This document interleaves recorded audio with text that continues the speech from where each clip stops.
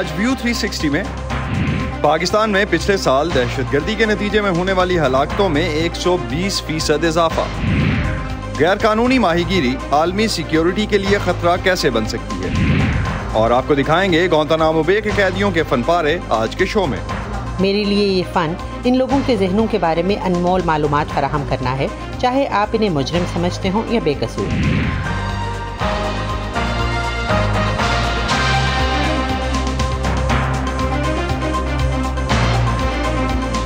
Voice of امریکہ کے Washington studios میں آپ سب کو خوش آمدید۔ آپ دیکھ رہے ہیں پروگرام ویو 360 اور میں ہوں اسد اللہ خالد۔ آسٹریلیا کے ایک think tank institute for economics and peace نے اس ہفتے سال 2022 کے لیے سالانہ گلوبل ٹیررزم انڈیکس جاری کیا ہے، جس کے مطابق پاکستان میں گزشتہ سال دہشت گردی سے ہونے والی ہلاکتوں میں جو اضافہ ہوا وہ دنیا بھر میں اس نوعیت کی اموات کا دوسرا بڑا اضافہ تھا۔ پاکستان میں 2021 میں دہشت گردی سے ہونے والی 292 ہلاکتوں کے مقابلے میں 2022 میں ہلاکتوں کی تعداد 647 رہی، جو کہ 120% اضافے سے بھی زیادہ ہے۔ گلوبل ٹیررزم انڈیکس کے مطابق پاکستان نے جنوبی ایشیا میں 2017 سے اب تک دہشت گردی سے سب سے زیادہ متاثر ملک افغانستان کو بھی پیچھے چھوڑ دیا ہے۔ گزشتہ سال افغانستان میں دہشت گردی کے حملوں میں 75%، جبکہ اس سے ہونے والی ہلاکتوں میں 58% کمی آئی، لیکن اس کے باوجود افغانستان دہشت گردی سے متاثرہ ممالک میں اب بھی دنیا میں چوتھے نمبر پر ہے۔ پاکستان میں ہونے والی ہلاکتیں گزشتہ دہائی میں کسی بھی ایک سال میں سب سے زیادہ ہیں۔ دہشت گردی سے سب سے زیادہ متاثر ہونے والوں میں فوجی اہلکار ہیں، جو کہ متاثرین کی کل تعداد کا تقریباً 55% ہیں، اور پاکستان دنیا میں دہشت گردی سے متاثرہ ممالک میں گلوبل ٹیررزم انڈیکس میں 6 نمبر پر ہے، جبکہ مغربی افریقہ کا ملک برکینا فاسو سب سے زیادہ یعنی 1135 ہلاکتوں کے ساتھ پہلے نمبر پر ہے۔ پاکستان کو اس وقت جن اہم چیلنجز کا سامنا ہے ان کا تعلق سیکیورٹی، معیشت اور سیاسی امور سے ہے۔ ملک میں یہ سال انتخابات کا سال بھی ہے۔ عموماً سیکیورٹی کے لیے حساس مقامات اور پولنگ سٹیشنز پر فوج تعینات کی جاتی ہے، لیکن اس بار وزارت دفاع نے پنجاب اسمبلی کے انتخابات کے لیے سیکیورٹی فراہم کرنے سے معذرت کر لی ہے۔ الیکشن کمیشن کے مطابق وزارت دفاع کے حکام نے کہا ہے کہ ملک میں موجودہ حالات کی وجہ سے پاکستانی فوج الیکشن ڈیوٹی کے لیے دستیاب نہیں ہے۔ دفاعی تجزیہ کار اور کنگز کالج لندن کے ساتھ سینئر فیلو ڈاکٹر عائشہ صدیقہ اس وقت ہمیں لندن سے جوائن کر رہی ہیں۔ ان سے گلوبل ٹیررزم انڈیکس رپورٹ اور پاکستان کے مسائل کے حوالے سے بات کرتے ہیں۔ ڈاکٹر عائشہ، پاکستان میں دہشت گردی کی بڑھتی ہوئی لہر کو دیکھتے ہوئے فوج کی طرف سے دی جانے والی سیکیورٹی کے بغیر انتخابات کرانا کتنا بڑا چیلنج ہو سکتا ہے؟ دیکھیں جی، بالکل بہت بڑا چیلنج ہو سکتا ہے، کیونکہ ایک بات تو کلیئر ہو گئی ہے پچھلے جو کم از کم 2 مہینوں میں، کہ اب وہ جو ہم پہلے سوچتے تھے کہ اسلام آباد یا پنجاب میں آ کے یہ ہم دہشت گرد حملہ آور نہیں ہو سکتے، تو ایسی بات نہیں ہے، یہاں بھی حملہ آور ہو سکتے ہیں۔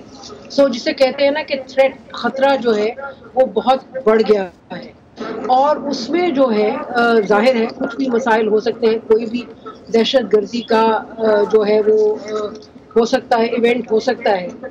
اور یہی بات جو ہے وہ اٹھا کے میرے خیال میں عمران خان اور ان کے پارٹی والے چل رہے ہیں کہ جی ہم اس لیے ان کو عدالت میں نہیں پیش کرنا چاہتے، یہ جانا نہیں چاہتے کیونکہ دہشت گردی کا خطرہ ہے۔ بات ان کی صحیح ہو یا غلط ہو، بٹ بات یہ ہے کہ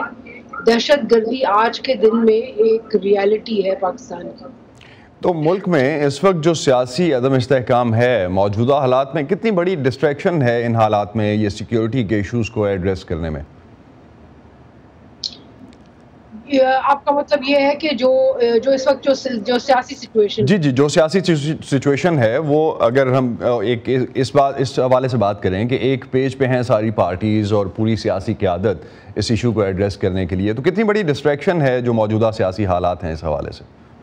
دیکھیں یہ بات تو چلی آ رہی ہے، مطلب کہ اپریل 2022 سے یہ معاملہ جو ہے کہ جو ایک پیج پہ لوگ نہیں ہیں، یہ معاملہ تب سے چل رہا ہے، اور آپ دیکھیں کہ تب سے جو ہے معاملات جو ہے خطرے کے زیادہ بڑھ رہے ہیں، دہشت گردی بھی زیادہ بڑھ رہی ہے۔ مسئلہ یہ ہے کہ فیڈرل گورنمنٹ کوئی اور ہے کہ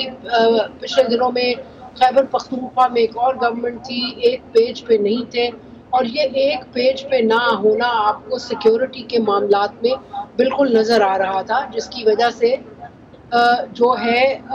جو وہ والا کنٹرول جو پہلے تھا، جو اتنی فوجی آپریشنز کر کے صفایا کیا تھا، اس کا پھر جو بینیفٹ ہے، لانگ ٹرم بینیفٹ، وہ پھر آپ کو نظر نہیں آیا، کیونکہ سب لوگ جو تھے، سب حکومتیں جو تھیں، ایک تو وہ پولیس، لا انفورسمنٹ اور پھر فوج، سب ایک پیج پہ نہ ہونے کی وجہ سے دراڑیں نظر آ رہی ہیں اور خطرہ جو ہے وہ بڑھ رہا ہے۔ لیکن ڈاکٹر عائشہ، پاکستان پہلے بھی ایک نیشنل ایکشن پلان تو بنا چکا ہے دہشت گردی سے نمٹنے کے لیے، آج تک اس پر تو مکمل عمل درآمد ہوا نہیں۔ آپ کے اس وقت تو سبھی ایک پیج پہ تھے، تو آپ کے خیال میں ملک میں سیکیورٹی کے مسائل سے نمٹنے کے لیے کیا کرنے کی ضرورت ہے جو اس وقت مسنگ ہے؟ اسٹیبلٹی، دیکھیں پولیٹیکل اسٹیبلٹی، سیاسی جو اسٹیبلٹی ہے، اس کے علاوہ یہ ایک بہت بڑا ایک بلیک ہول ہوتا ہے جس کے ہوتے ہوئے آپ ملک کو، اس کے خطے کو، اس کے لوگوں کو سیکیور نہیں کر سکتے،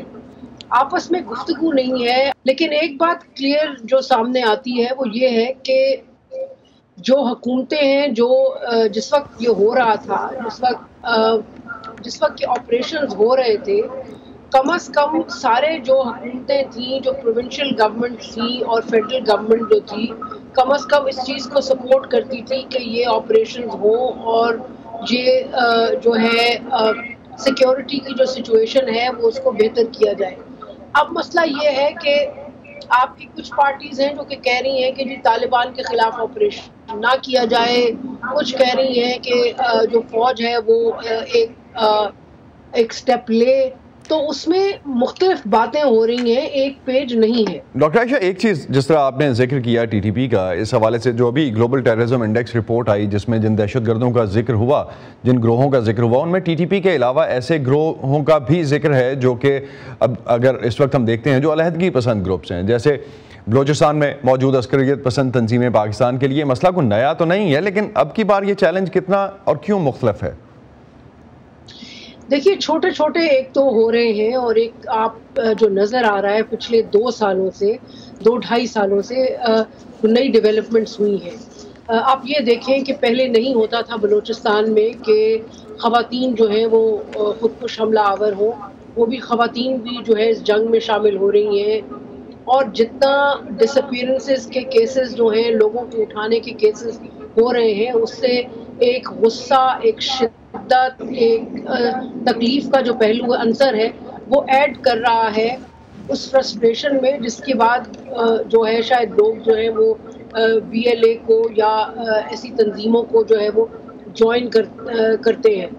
سو ایک طرف تو یہ ہے، دوسرا یہ ہے کہ دیکھیں ٹی ٹی پی پہلے یہ نہیں تھا، بلوچستان میں جو تنظیمیں تھیں وہ کبھی ٹی ٹی پی کے ساتھ، تحریک طالبان پاکستان یا طالبان کے کسی گروہ کے ساتھ کوآپریشن نہیں کرتی تھیں، اب وہ ایک چیز جو ہے وہ عنصر شروع ہو گیا ہے۔ تیسری بات یہ ہے کہ خود ٹی ٹی پی جو ہے اس میں آپ یہ دیکھیں کہ ایک سایہ آپ کو اس کے بیک پہ داعش کا بھی نظر آ رہا ہے جی۔ اور جب بات ہوتی ہے کہ بھئی ٹی ٹی پی جو ہے وہ اس کے خلاف افغان طالبان پاکستان حکومت کتنی دفعہ جا کے 3 دفعہ تو جا چکے ہیں بات کرنے کے لیے، تو افغان طالبان کچھ نہیں کرتے، تو اس کی ایک بڑی وجہ یہی بتائی جاتی ہے کہ کیونکہ داعش موجود ہے تو وہ زیادہ ٹی ٹی پی پہ، تحریک طالبان پاکستان پہ وہ پریشر نہیں ڈالنا چاہتے، اتنا فوکس وہ اس پہ نہیں گر سکتے۔ بہت شکریہ ڈاکٹر عائشہ صدیقہ، آپ ہمارے ساتھ تھیں لندن سے۔ کیا آپ کے موبائل اور لیپ ٹاپ پر وائس آف امریکہ کی ویب سائٹ نہیں کھلتی؟ تو آپ ہمارا کانٹینٹ دیکھنے اور پڑھنے کے لیے ہمارے فیس بک پیج پر آئیں۔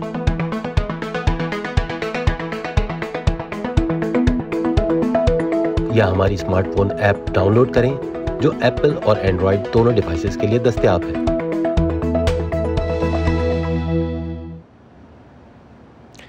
اسلاموفوبیا مسلمانوں کے خلاف ان کے مذہب کی بنیاد پر خوف، نفرت اور تعصب پر مبنی رد عمل کا نام ہے۔ اقوام متحدہ نے کل یعنی 15 مارچ کو اسلاموفوبیا سے نمٹنے کا پہلا عالمی دن منایا، جس کا مقصد مسلمانوں کے خلاف بڑھتی ہوئی نفرت، امتیازی سلوک اور تشدد کے خلاف ٹھوس کارروائی کرنا ہے۔ صبا شاہ خان اس وقت ہمارے ساتھ اسٹوڈیوز میں موجود ہیں، ان سے کل اسلاموفوبیا سے نمٹنے کے لیے عالمی دن کے موقع پر امریکی دارالحکومت میں ہونے والے اسلاموفوبیا کے خلاف سپورٹ اور آگاہی پیدا کرنے کے لیے جو ایک ایونٹ ہوا اس بارے میں بات کرتے ہیں۔ صبا یہ بتائیے کہ اسلاموفوبیا کے حوالے سے کیا صورتحال ہے دنیا میں اور اس ایونٹ میں کیا فوکس رہا شرکاء کا؟ جی سر، اقوام متحدہ نے اسلاموفوبیا کو مسلمانوں کے خلاف نفرت کی وبا قرار دیا تھا۔ پچھلے سال اقوام متحدہ کے جنرل اسمبلی اجلاس میں پاکستان نے OIC کونسل کی جانب سے 15 مارچ کو اسلاموفوبیا کا مقابلہ کرنے کے لیے ایک عالمی دن منانے کی قرارداد پیش کی تھی، جو متفقہ طور پر منظور ہوئی تھی۔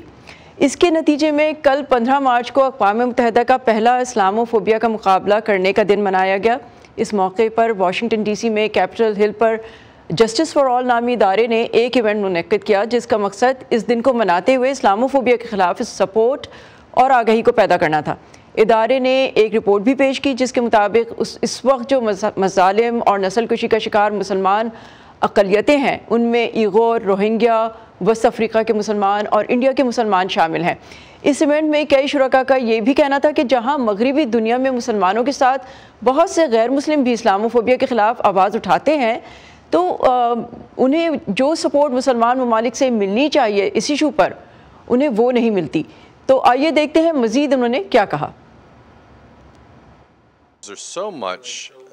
دنیا بھر میں اتنی پریشان کن کارروائیاں ہو رہی ہیں، بھارت سے لے کر چین، میانمار اور یہاں تک کہ یورپ اور یہاں امریکہ میں بھی انسانی حقوق کی خلاف ورزیاں ہو رہی ہیں، لیکن یہ سب دوسرے عالمی سیاسی معاملات میں دب جاتے ہیں، اور یہاں امریکہ میں دوسرے مسائل کی میڈیا کوریج مسلمان مخالف امتیازی سلوک پر حاوی ہوتی ہے۔ لہٰذا اس طرح کا ایک دن ہونا جہاں ہم ان کہانیوں کو نمایاں کر سکیں، جیسا کہ ہم نے آج یہاں کیا، انتہائی اہم ہے، اور امید ہے کہ اس سے امریکہ میں پالیسی اور عملی طور پر آگے بڑھنے کی کوششوں کو تقویت ملے گی، جس میں امریکہ اور دنیا بھر میں اسلاموفوبیا کی موجودگی کو تسلیم کرنا اور وزارت خارجہ میں ایک خصوصی نمائندے کی تقرری، جس کا کام امریکہ میں اور بیرون ملک اسلاموفوبیا کی نگرانی کرنا ہوگا۔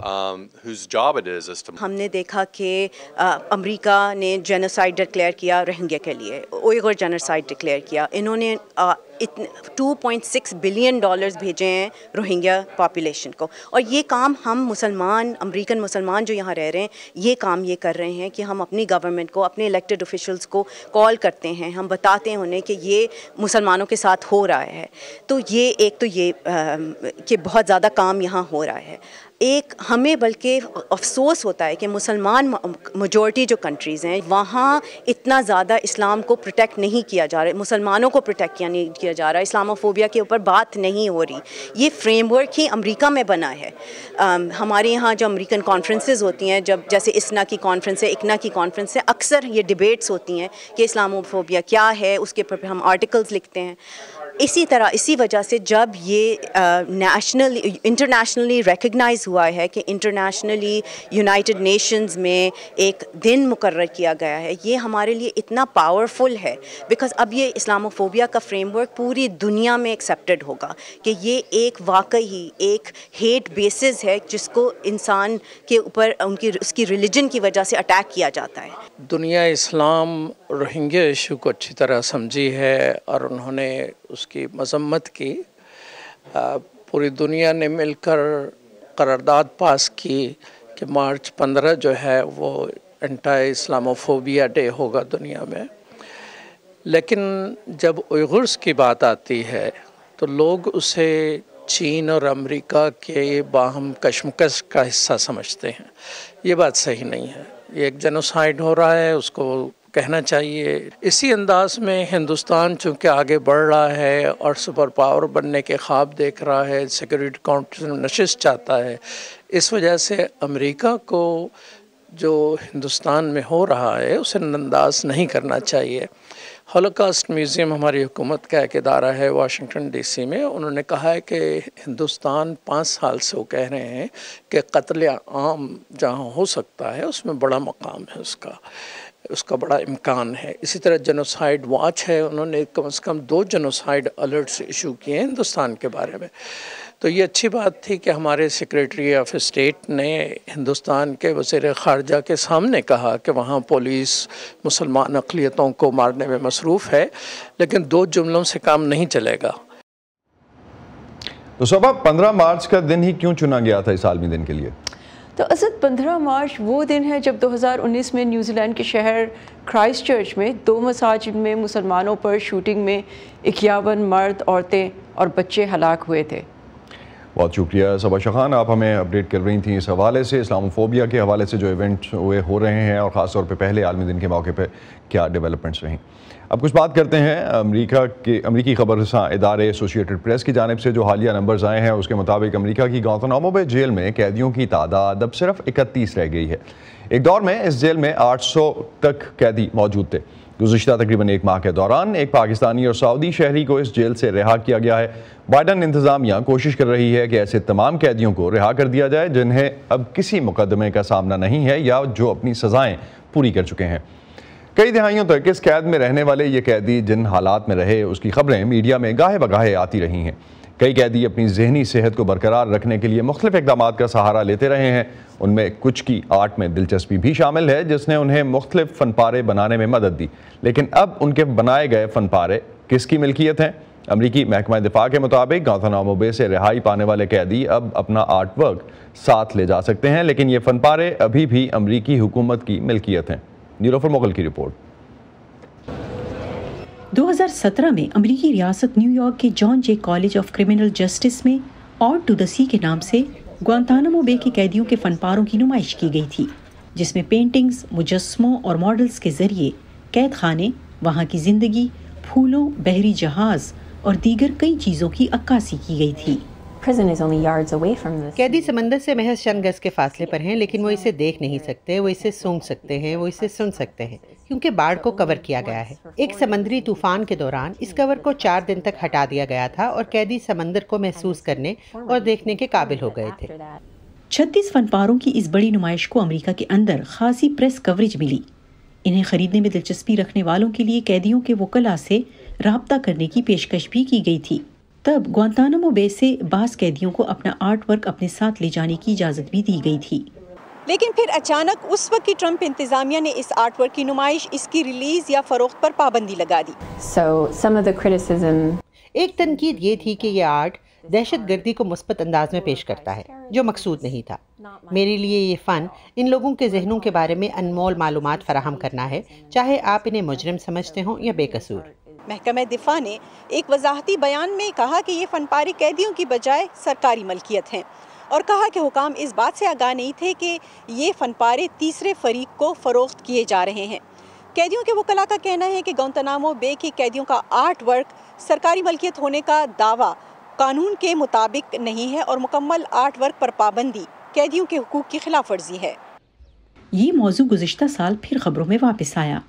جب گوانتانامو بے کے 7 سابق قیدیوں اور ایک موجودہ قیدی نے ایک خط کے ذریعے امریکی صدر بائیڈن پر اس پابندی کو ختم کرنے پر زور دیا۔ خط میں بتایا گیا کہ 2010 سے جیل میں آرٹ کی کلاسز اور آرٹ کے مواد تک رسائی نے انہیں اپنی یادوں،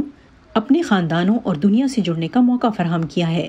کچھ قیدیوں نے اپنے فن پاروں کے بغیر قید خانے سے جانے سے بھی انکار کر دیا۔ خط میں کہا گیا کہ 2010 سے پہلے قیدیوں کو آرٹ ورک کی اجازت نہیں تھی، لیکن وہ چھپ کر چائے کی پتی کے ذریعے، ٹوائلٹ پیپر پر، کھانے کے کنٹینرز پر اور دیواروں پر صابن کے ذریعے آرٹ بناتے تھے۔ گزشتہ سال نومبر میں اقوام متحدہ کی طرف سے امریکی وزیر خارجہ کو ایک خط میں گوانتانامو کے قیدیوں کے آرٹ ورک کی ملکیت اور عوام تک ان کی رسائی کے بارے میں تشویش کا اظہار کیا گیا تھا۔ لیکن اب حال ہی میں اس پابندی میں تبدیلی کر دی گئی ہے۔ امریکی محکمہ دفاع کے مطابق گوانتانامو بے کیوبا سے رہائی پانے والے قیدی اب اپنے ساتھ آرٹ ورک لے جا سکتے ہیں، لیکن محکمہ دفاع اب بھی ان فن پاروں کو امریکی حکومت کی ملکیت سمجھتا ہے۔ پینٹاگون نے ابھی اس بارے میں وضاحت نہیں کی ہے کہ آیا نئی پالیسی پر کب سے عمل درآمد ہوگا یا مستقبل میں اس آرٹ ورک کو پرائیویٹ کلیکشن یا عجائب گھروں کو فروخت کرنے کی اجازت دی جائے گی یا نہیں۔ گوانتانامو بے قید خانے کے اندر زندگی کیسی ہے، اس کا اندازہ لگانا انتہائی مشکل ہے کیونکہ اب تک ہر چیز بہت ہی خفیہ رکھی گئی ہے، لیکن اب پابندی ہٹائے جانے کا مطلب یہ ہے کہ ہم گوانتانامو کے بارے میں بہتر طور پر جان سکیں گے۔ Nilofar Mughal, Voice of America, Washington. اور پروگرام کے آخر میں بات کرتے ہیں دنیا بھر میں غیر قانونی ماہی گیری کی۔ اربوں ڈالر کی یہ ایک عالمی صنعت ہے جس کا منظم جرائم پیشہ گروہوں سے قریبی تعلق ہے۔ برطانیہ کے رائل یونائٹڈ سروسز انسٹیٹیوٹ کی ایک رپورٹ کے مطابق ایک ایسے وقت میں جب ماحولیاتی تبدیلیاں سمندروں کی سطح کا درجہ حرارت بڑھا رہی ہیں، غیر قانونی ماہی گیری عالمی سیکیورٹی کے لیے ایک بڑا خطرہ بن جائے گی۔ برطانیہ کے رائل یونائٹڈ سروسز انسٹیٹیوٹ کی ایک رپورٹ کے مطابق غیر قانونی، غیر رپورٹ شدہ اور کسی ضابطے کے بغیر کی جانے والی یا IUU ماہی گیری کی مالیت سالانہ 36.4 بلین ڈالر تک ہے اور یہ عالمی سطح پر کیے جانے والے کل شکار کا 33% ہے۔ ایسے میں جب ماحولیاتی تبدیلی دنیا کے سمندروں کو گرم کر رہی ہے تو مچھلیوں کے جھنڈ زیادہ ٹھنڈے گہرے پانیوں کا رخ کر رہے ہیں اور توقع ہے کہ مجرمانہ سرگرمیوں کا رخ بھی ادھر ہی کو ہو جائے گا۔ یہ مچھلیاں جب نقل مکانی کریں گی تو ان کا تعاقب ہوگا اور پیشین گویاں بھی ہیں اور تشویش بھی ہے کہ جب مچھلیاں موجودہ سمندری سرحدوں کو پار کریں گی تو یہ غیر قانونی ماہی گیر ان حدود کے پار ان کا تعاقب کریں گے۔ اس کے نتیجے میں مقامی ساحلی ماہی گیر برادریوں پر اثر پڑے گا۔ جب ان کا ذریعہ معاش زیادہ خطرے میں ہوگا تو وہ غیر قانونی ماہی گیری کی مزید سرگرمیاں اختیار کر سکتے ہیں، جیسے مچھلیوں کے لیے تباہ کن ماہی گیری کے طریقے یا دوسرے مجرمانہ کام۔ ان کا منشیات، انسانی سمگلنگ، مزدوروں پر زیادتیاں کرنے والے دوسرے مجرمانہ گروہوں کے ساتھ گٹھ جوڑ بھی ہے۔ بہت سے غریب ممالک کے پاس اپنے پانیوں کی نگرانی کرنے کی صلاحیت نہیں ہے۔ افریقہ اور جنوبی امریکہ کے کچھ حصوں میں ساحلوں پر بسی آبادیوں کے مطابق چین کے جہازوں سمیت غیر ملکی ٹرالروں نے مچھلیوں کی آبادیوں کو تباہ کر دیا ہے۔ جب چینی یہاں نہیں تھے تو اگر کوئی ماہی گیر سمندر میں جاتا تھا تو اسے کم از کم ایک دن کے لیے کچھ اچھا مال مل جاتا تھا، لیکن آج کل ہم ماہی گیروں کے لیے یہ واقعی آسان نہیں ہے، بہت مشکل وقت ہے۔ چین اس بات کی تردید کرتا ہے کہ اس کے بحری بیڑے غیر قانونی ماہی گیری کرتے ہیں۔ امریکی کوسٹ گارڈ نے 2021 میں کہا تھا کہ IUU فشنگ بحری قزاقی کی جگہ عالمی بحری سلامتی کے لیے سب سے بڑا خطرہ بن گئی ہے۔ برطانوی رپورٹ میں بحیرہ جنوبی چین کے گرم ہونے کو ایک نقطۂ اشتعال قرار دیا گیا ہے۔ ماہی گیری کے مقامات اور سمندری حدود کے لیے پہلے ہی سخت مقابلہ ہے اور اکثر مسلح تصادم بھی ہوتا ہے۔ بہت سے لوگ چین کے 9 لائن کے وعدے کا حوالہ دیتے ہیں، جو ایک قسم کی ملک کی خود ساختہ سمندری سرحد ہے اور وہ اسے مسلح ماہی گیر ملیشیا کے ذریعے نافذ کرتے ہیں۔ اس لیے ظاہر ہے کہ اس میں اس کا بھی بڑا ہاتھ ہے، لیکن موجودہ تناؤ میں ماحولیاتی تبدیلیوں سے اضافے کا امکان ہے اور یہ ان پیشین گوئیوں کے عین مطابق ہے کہ ماحولیاتی تبدیلی اس قسم کے خطرے کو کئی گنا بڑھا سکتی ہے۔ اس ماہ اقوام متحدہ کے رکن ممالک نے حیاتیاتی تنوع کے تحفظ کے لیے ہائی سیز ٹریٹی پر اتفاق کیا تاکہ وسیع سمندری محفوظ علاقے قائم کیے جائیں۔ ایسے میں جب ماحولیاتی تبدیلی کے حوالے سے یہ ایک مثبت اقدام ہے کہ ہم دنیا کے سمندروں کی زیادہ حفاظت کے لیے کوشاں ہیں، ہمیں اپنی اس صلاحیت کو بہتر بنانے کی بھی ضرورت ہے کہ ہم ان معاہدوں کو نافذ کریں اور ان کی نگرانی کریں۔ رپورٹ کے مصنفین حکومتوں اور کثیر الاقوامی اداروں سے ماحولیاتی تبدیلی کی پیشین گوئیوں کی بنیاد پر غیر قانونی ماہی گیری کی سرگرمیوں سے نمٹنے، جہازوں کی نگرانی کی صلاحیتوں میں اضافے اور وسیع تر مجرمانہ نیٹ ورکس میں غیر قانونی ماہی گیری کی صنعت کے کردار کو تسلیم کرتے ہوئے نفاذ کو سخت کرنے کا مطالبہ کرتے ہیں۔ ہنری رجویل کی رپورٹ کے ساتھ یاسمین جمیل، وائس آف امریکہ۔ اسی پر ختم کرتے ہیں آج کا ویو 360۔ اسٹے سیف اور پاکستان اور خطے سمیت دنیا بھر کی اہم خبروں اور دلچسپ معلومات کے لیے آپ آ سکتے ہیں ہماری ویب سائٹ urduvoa.com پر۔ یہ سارا کانٹینٹ آپ کو ملے گا ہمارے سوشل میڈیا پلیٹ فارمز پر بھی، facebook.com/VOA Urdu، یوٹیوب پر ہمارا چینل ہے VOA Urdu کے نام سے، اور ٹویٹر انسٹاگرام پر ہمارا ہینڈل ہے @VOA Urdu۔ اب تک کے لیے اتنا ہی۔ اسد اللہ خالد کو اجازت دیجیے، خدا حافظ۔